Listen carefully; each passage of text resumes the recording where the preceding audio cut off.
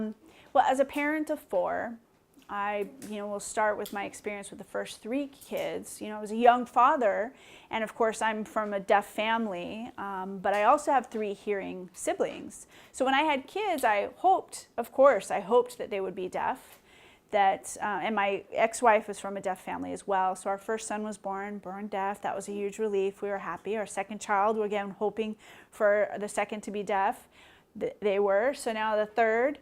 As I said, I have siblings who are both hearing and deaf, and so we're not really sure. When the third is born also deaf, then it's a relief because we know we all have the same form of communication. We're going to go to the same school. Everything's kind of the same.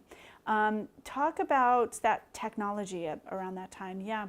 Well, my oldest was born in '99, and the third was born in 2003, and then there's a gap 8 years later for our fourth kid who came along. And so that experience, if I could just add, having the fourth, we did a genetic test and determined that the genetics is resulting in congenital gene 26. We're deaf genetically, and so there's a recessive versus dominant gene, and so we could not, the two of us, have any hearing children. Anyway, we just knew that our child would be deaf, and so that was a very interesting other aspect in terms of technology. We knew we would have a deaf child for sure, our fourth child, and so that changes it. There's no question. There's all these questions about what are they going to look like and their health and all of those other things.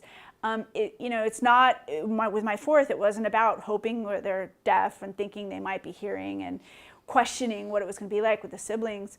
Yeah, I went in for the ultrasound, and it was his face. He looked at the ultrasound and said, "Is the baby deaf?" We're not sure. We knew though, because of the genetics. The baby movement, they would look for, usually the gender, and we knew we weren't going to know. But it was a strange experience looking at the baby during the ultrasound, knowing that they were deaf.